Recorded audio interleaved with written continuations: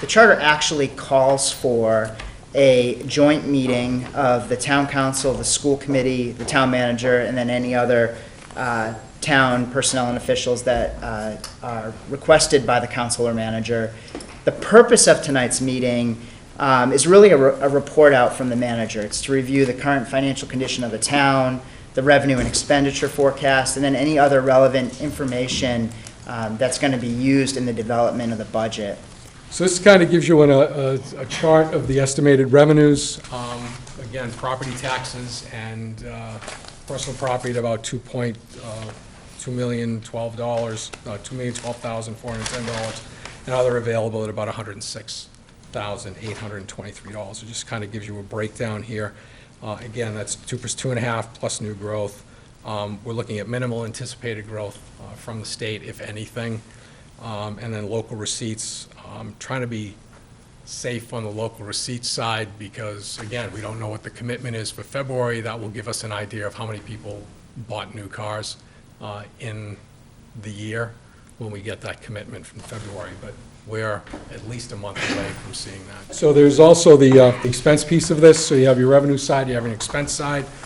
Some of the things that I anticipate having increases in costs, one of them is our health insurance. I had a conversation today with one of our brokers. We're looking at somewhere between 5.5% and 6% increase in the cost of our health insurance for fiscal year 2021.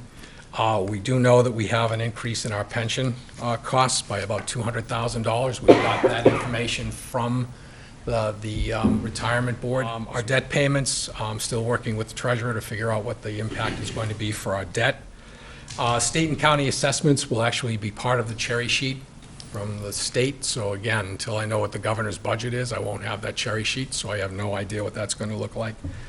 We want to continue with our capital investments. As you know, some of you may know, or those of you who don't know, the town council approved borrowing for a couple of very large projects within the town in 2020, which will impact us in 2021, that replaced some of the smaller projects that we were doing that we've actually paid with funds that we had available to us. This next chart gives you an idea of what's been going on with state aid, and I put it in here because I thought it was important. You'll see that line that runs diagonally there. That's what shows that what's happened to our state aid, our net state aid over the last 4 years. And again, as I mentioned, that equals $1 million to us. So from 2016 to 2020 is that $1 million reduction. And it's been in the couple of $100,000 every year over the last few years. Some of the things we're going to look at for efficiencies in fiscal year 21 that I already know are on tap.